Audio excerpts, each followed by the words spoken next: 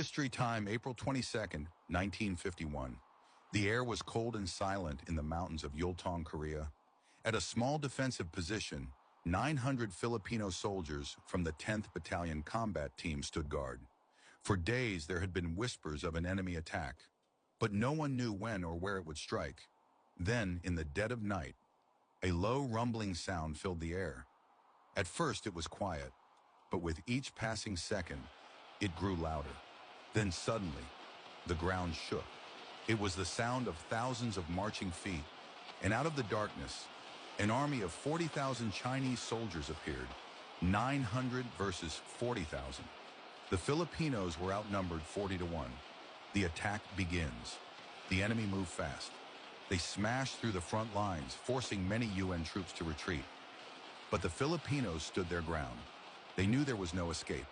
Running meant certain death. So instead, they fought. Then, boom! The first gunshot rang out. Then another, and another.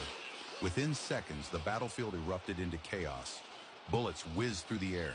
Explosions shook the ground.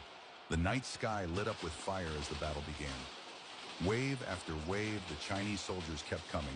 10 at a time, 50 at a time, 100 at a time. But the Filipinos did not break. They fired everything they had. Bullets, grenades, mortars, anything to hold the line. They knew they wouldn't last forever. But if they could hold out for just a little longer, they could give the UN forces a chance to regroup and fight back. In the middle of the chaos, a brave officer, Captain Conrado Yap, noticed something. Some of his men were trapped behind enemy lines, so he made a choice. With only a handful of soldiers, he charged straight into enemy territory. Bullets tore through the air. Explosions erupted all around him. Yet he kept moving forward. With his men by his side, he fought his way through, reaching the trapped soldiers and giving them a chance to escape. But before he could make it back, Captain Conrado Yap fell to the ground. He had given his life to save his fellow soldiers. Despite losing their leader, the Filipino soldiers refused to give up. Even though they were exhausted, even though they were outnumbered, even though the enemy kept coming, they stood their ground and fought until the sun rose.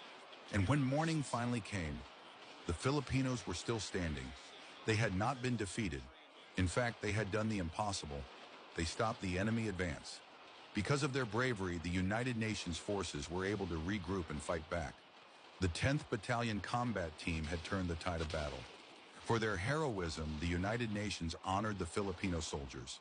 Captain Conrado Yap was awarded the Medal for Valor, the highest military